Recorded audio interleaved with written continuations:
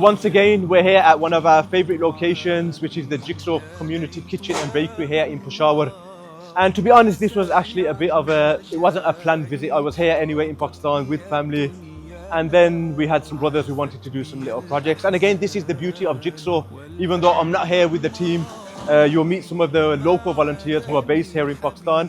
And they've tagged along with us because ultimately Jigsaw is all about volunteering. So when they knew I was here, we were doing some projects. They were saying, okay, we'll come with you, we'll make up the team, we're part of Jigsaw as well. So we'll just be showing you as we normally do, just as we're going along, visiting different projects. And again, it's part of the monitoring process, something that, we take quite seriously. Whenever we pass by any of our projects, we just quickly pop in, have a look, make sure the project's being run well, make sure it's the right beneficiaries who are taking the food from this project, which ultimately it's about Amana. So keep joining us on this journey and we'll just follow us as we go along through the day and we'll show you what we're doing.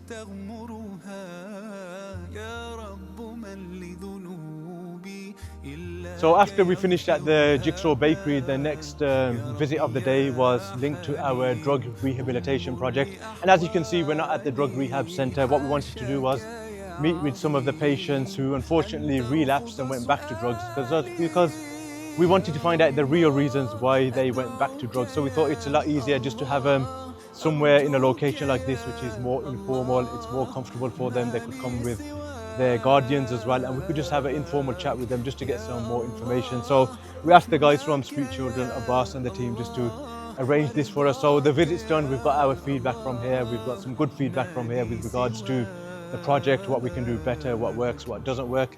And now if you follow the journey, we'll be going to the next project, which is solar water tank project. one of the solar water tanks. And which number plant is this?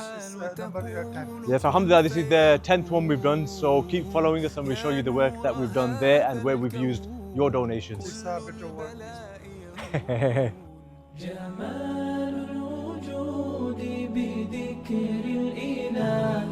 وتصفو الحياة بنور هدى جمال الوجود بذكر الإله وتصفو الحياة So you join us now in the final part of our journey today in Khyber Agency, where we're just visiting one of our water filtration plants.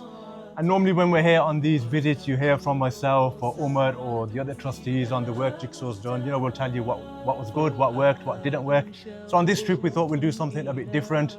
And we've got our brother Abdul Basit with us, who many of you probably know from various other charities that he supports. So instead of me telling you today, I'm going to hand it over to our brother Abdul Basit, and he will let you know the good and the bad.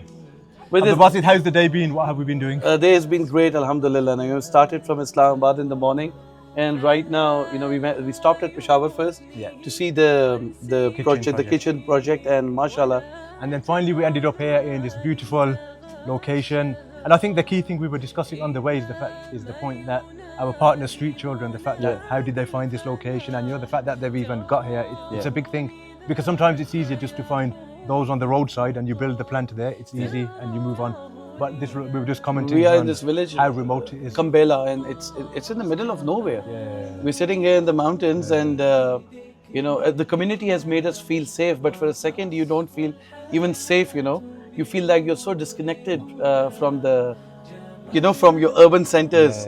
And people over here were dependent on open water courses. They were dependent on spring water, which when it's flowing, then there's no problem.